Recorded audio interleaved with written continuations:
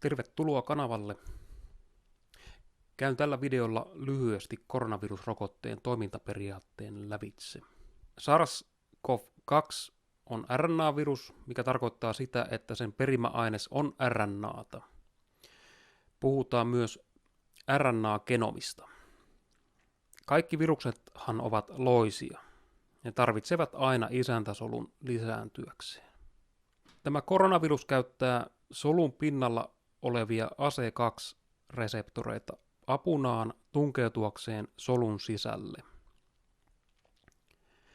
Solun sisällä viruksesta vapautuu tuo RNA-genomi, jonka ohjeiden mukaan solu valmistaa uusia kopioita viruksesta, ja näin virus replikoituu. Lopulta nämä uudet viruspartikkelit sitten vapautuvat solusta ja infektoivat uusia soluja. Sananen rokottamisesta. Rokottamisessa ihminen altistetaan taudin aiheuttajalle tai sen osalle ilman, että ihminen sairastuu itse tautiin.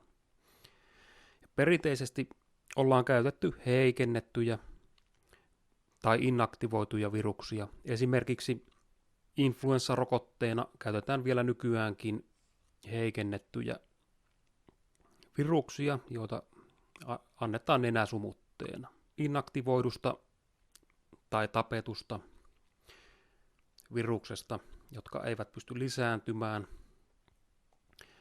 on esimerkkinä poliorokote.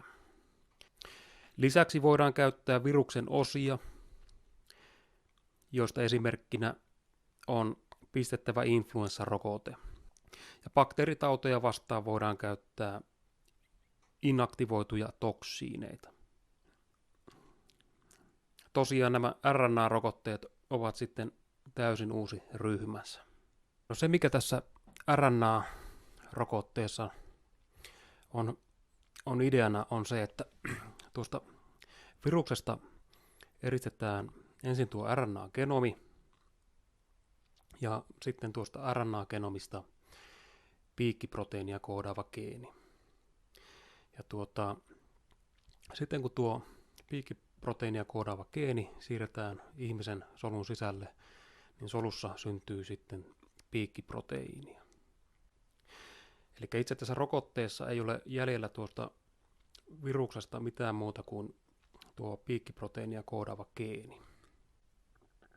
Jos tämä rokote tehtäisiin vanhalla teknologialla, niin todennäköisesti käytettäisiin tuota piikkiproteiinia immunogeeninä. Ja itse asiassa sellaisia rokoteprojekteja onkin maailmalla menossa tällä hetkellä. Sen sijaan tässä RNA-teknologiassa ei käytetä tuota piikkiproteiinia immunogeeninä. Sen sijaan soluun siirretään informaatiota sisältävä molekyyli, jonka perusteella sitten tätä piikkiproteiinia valmistetaan. Ja tämä on minusta erittäin kiehtova idea. Eli soluun siirretään tietoa.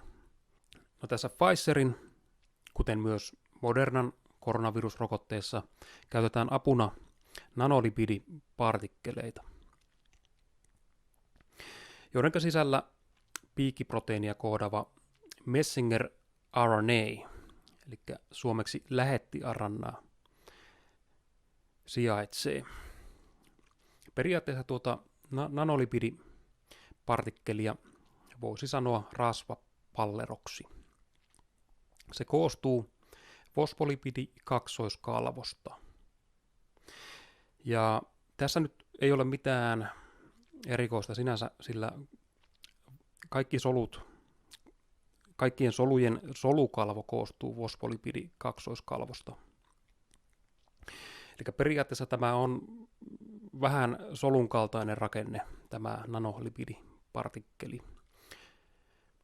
Tiedetään myös, että solut lähettävät samantyyppisiä partikkeleita normaalistikin, eli erittävät tällaisia eksosomeja. Niitä löytyy muun muassa maidosta, ja niidenkin sisällä saattaa olla RNAta, mutta on myös muita biologisia molekyylejä.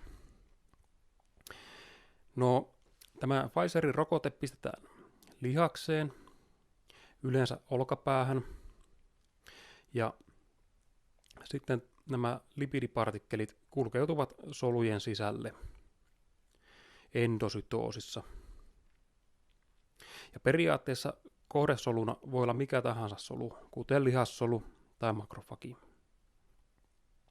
No solun sisällä sitten tuo lähettäjäRNA, mRNA vapautuu lipidipartikkelista ja solujen riposomit lukevat sen ja kääntävät sen sisältävän tiedon peptidiksi. Ja tuo peptidi sitten laskostuu koronaviruksen piikkiproteiiniksi. Tässä riposomien toiminnassa ei siinäkään ole mitään erityistä sinänsä, se on täysin normaali prosessi, jota tapahtuu solujen sisällä jatkuvasti. Solu tuottaa kaikki omat proteiininsa tismalleen samalla tavalla. No sitten kun me ollaan saatu tuo koronaviruksen piikkiproteiini syntetisoitua, niin solussa käynnistyy antigeeniesittelyprosessi, jossa ensimmäisessä vaiheessa tuo piikkiproteiini hajotetaan proteosomaalisesti pienemmiksi palasiksi. Ja näitä pieniä palasia sitten esitellään solun pinnalla. Ja sitten immuunijärjestelmän T-solut tunnistavat näitä antigeenejä, siis nämä palaset ovat kaikki hieman erinäköisiä ja niissä on niin kutsuttuja epitooppirakenteita, joita sitten nuo T-solut tunnistavat. Ja tästä sitten käynnistyy hyvin monimutkainen immuunireaktio ja siitä syntyy immuunivaste ja lopulta sitten suoja tuota itse koronavirusta vastaan.